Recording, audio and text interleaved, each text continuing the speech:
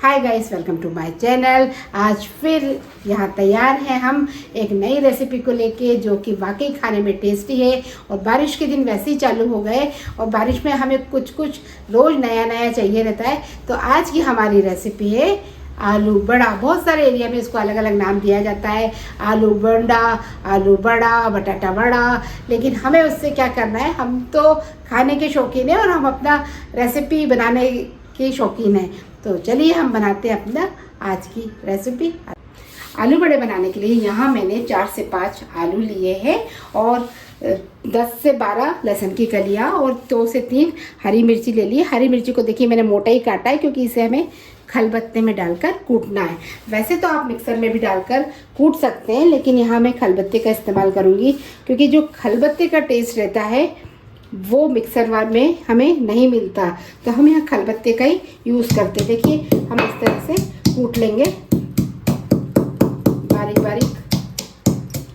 अब हम इसमें लहसुन की कलियाँ भी डाल दिए और खलबत्ते में अच्छी तरह से कूट लेंगे। खलबत्ते का स्वाद ही कुछ अलग होता है। मेरी जो मम्मी थी वो हर चीज़ खलबत्ते में, भले उनके ज़माने में मिक्सर आ चुका था, पर जब भी कोई स्पेशल चीज़ बनाना रहती थी तो वो खलबत्ते का ही इस्तेमाल करती थी। मिक्सर का बहुत अवॉइड करती थी। मिक्सर तो हम लोगों ने ज़्यादा यूज़ किया है, पहले के लोग तो करते भी नहीं थे मिक्सर का, वो खलबत्ते का ही यूज़ करते थे। अब हम एक कढ़ाई में तेल ले लेंगे और तेल को अच्छी तरह से गर्म होने देंगे।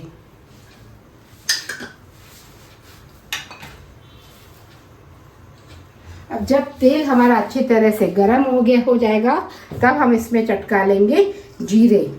यहाँ मैंने ले लिया है 1 चम्मच जीरा और आधा चम्मच ले लेंगे हम सौंफ और थोड़े से मस्टर्ड सीड। मस्टर्ड सीड भी हमारे जब चटक जाएंगे अच्छी तरह से, तब हम इसमें मिलाएंगे हमारे बेसिक मसाले।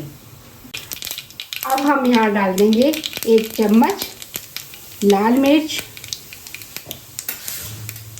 आधा चम्मच हल्दी पाउडर और जो हमने खलबत्ते में अपने मिर्ची और लहसुन को कूटा था उसका पेस्ट डाल देंगे और इसे अच्छी तरह से भून लेंगे। अच्छा, आज की जो हमारी रेसिपी है वो उसका मैं राज आपको बताना चाहूँगी।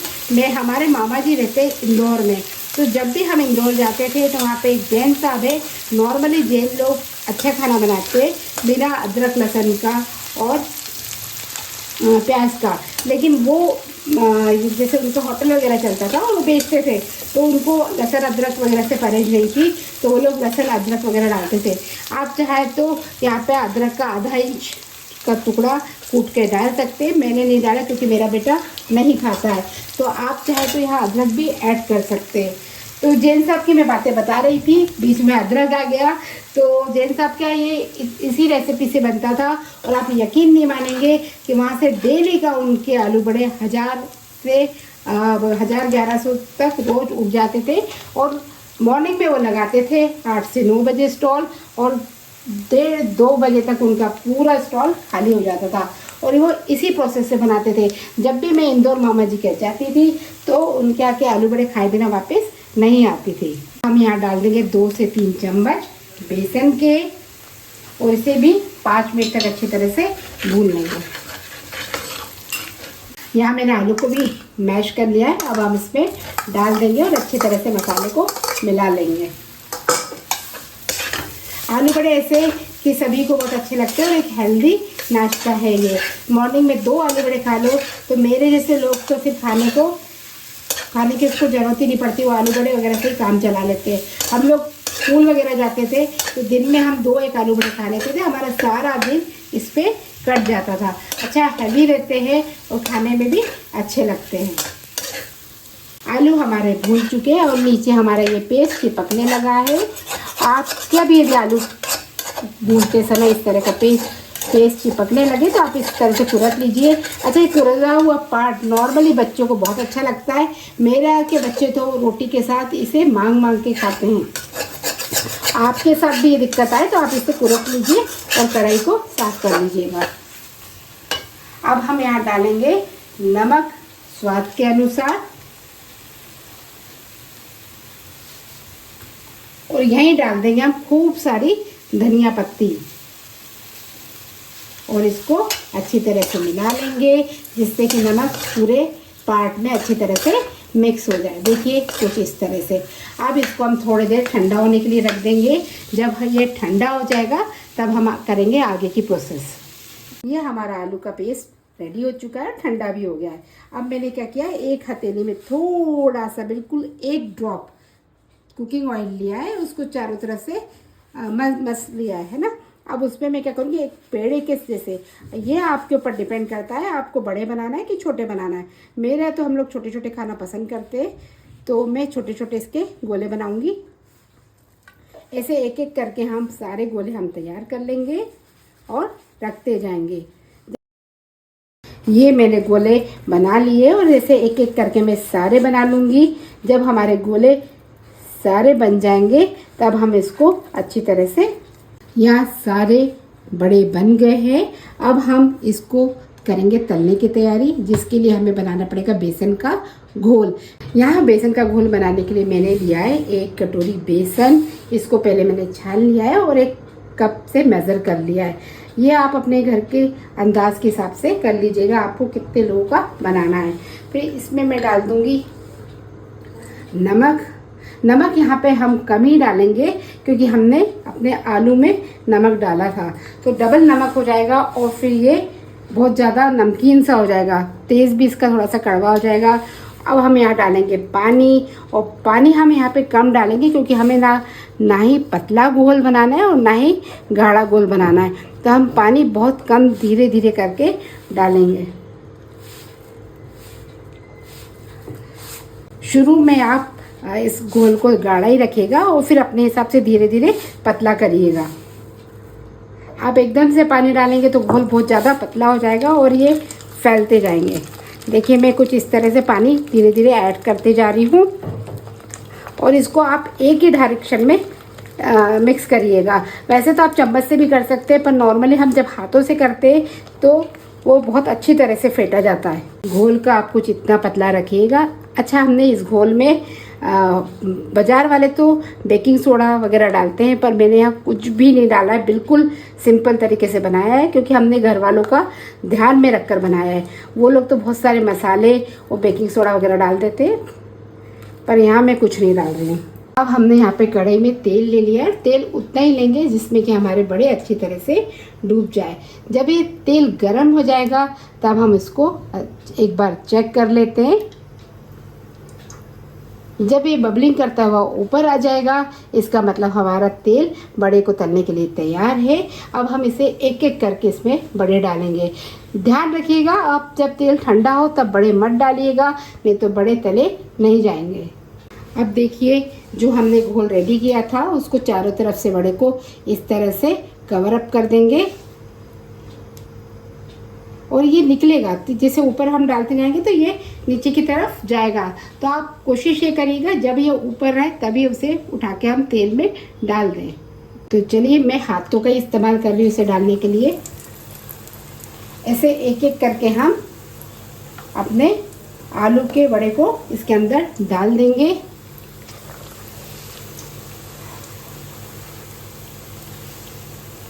आप कोशिश ये करिएगा कि एक बार में 3 से 4 ही बड़े तले, ज़्यादा मत डालिएगा, नहीं तो वो आपस में चिपक जाएंगे और टूट के फैलने का भी डर रहेगा। ये हमारे बड़े तल गए, नीचे की तरफ से तो तल गए, ऊपर की तरफ से तलने की बारी है। अच्छा, कोशिश ये करिएगा जब भी आप बड़े तले तो गैस की आंच मीडियम हो, तेज़ आंच पे ना तले, और इसको आप पूरा मत तलिएगा क्योंकि हम इसको एक बार और तलेंगे। तो आप इस तरह से इसको तल लीजिए। देखिए नीचे की पार्ट का कुछ इस तरह से तल लेंगे हम।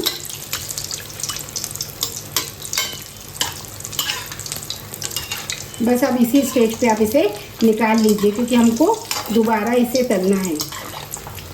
तो हम इसे एक प्लेट पे निकाल लेते हैं। और साथ के साथ यदि कढ़ाई में इस तरह का बेसन फैल गया हो तो आप उसको निकालते जाइए, नहीं तो ये हमारे बड़ों को बहुत डिस्टर्ब करेगा। अब मेरे पहले वाले वड़े निकाल लिए। अब मैं वापस से दूसरे वड़े डाल रही हूँ।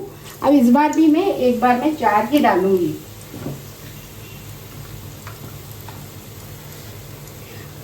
ये वड़े आप रोटी के साथ, पाव के साथ या सिर्फ चटनी के साथ भी खा सकते हैं। आज मेरे घर में तो इसका प्रोग्राम पाव के साथ खाने का है। देखिए, एक हाथ वड़े की और गुंजाइश है तो मैं यहाँ ऐड कर देती हूँ एक हाथ और वड़ा। ये देखिए, मैंने दूसरा लॉट भी वड़ों का डाल दिया है। यहाँ मैंने 5 वड़े डाले हैं क्योंकि 5 वड़े की गुंजाइश थी। नीचे का पार्ट अच्छी तरह से तल जाता है, पर ऊपर दिक्कत हमें ऊपर के पार्ट को तलने की होती है। तो हम क्या करें कि हम इस तरह से कंटिन्यू तेल को ऊपर तक डालते जाएं, तो इससे हमारा ऊपर का पार्ट भी तलता जाएगा। ये देखिए, ये एक तरह से तो सीख गए, दूसरी तरह से हमें सीखना है। जब हम ये वड़े तल रहे हैं तब हमने पूरे टाइम अपने गैस की आंच लो रखी है। अब हम इसी समय अपने वड़ों को बाहर निकाल लेंगे और इसे 10 मिनट ठंडा होने के बाद वापस तलेंगे। जब तक हमारे वड़े ठंडे हो रहे तब तक हम ये मिर्ची तल लेते हैं। पर मिर्ची को तलते वक्त आप ये सावधानी रखिएगा कि इसमें बीच में से एक चीरा लगा दे, क्योंकि मिर्ची क्या करती है, तेल में जाने के बाद फटती है। तो हम इसे एक एक करके चीरा लगा के इस तरह से डाल लेंगे, क्योंकि बड़े के साथ बिना मिर्ची के मज़ा ही नहीं आता। जब तक आलू बड़ा, मिर्ची और पाव ना हो तो खाने का मज़ा ही नहीं है। देखिए कितनी सुंदर हरी हरी मिर्ची है। मिर्ची इसका स्वाद डबल कर देगी और खाने में आपको मज़ा आ जाएगी। मिर्ची हमारी तल चुकी है। अब हम ये मिर्ची का स्वाद और बढ़ाते हैं। इसमें हम डालते हैं सफ़ेद नमक, थोड़ी सी डालेंगे लाल मिर्ची और थोड़ा सा डालेंगे चाट मसाला। अब ये मिर्ची खाने में और मज़ेदार हो जाएगी। इसको हम लपेट लेंगे चारों तरफ से। अब हमारी मिर्ची खाने के लिए तैयार है। यहाँ हमारे वड़े तैयार हो चुके हैं। अब हम इसको एक कटोरी की सहायता से, देखिए, कुछ हल्के हाथों से ऐसे प्रेस कर देंगे, जिससे कि फिर से तलने पे कुरकुरे तले जाएंगे। एक कटोरी लीजिए और कुछ हल्के हाथों से, बस ऐसे ही, बहुत ज़्यादा आपको प्रेशर नहीं देना है।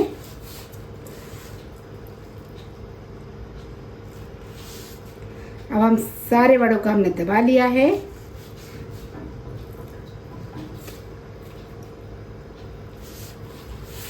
सारे वड़े हमारे दब चुके हैं। अब हम इसे करते हैं दोबारा तलने की तैयारी। तेल हमारा पहले से गर्म है। अब हम इसमें डाल देंगे फिर से एक एक करते हुए वड़े।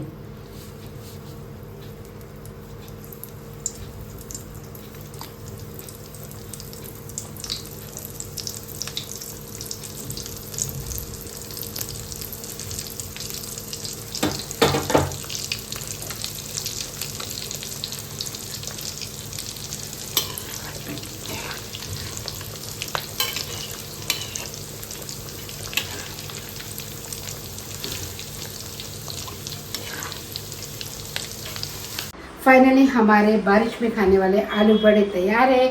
साथ में वड़ा पाव वाली चटनी, हरी मिर्ची और हरी चटनी, है ना।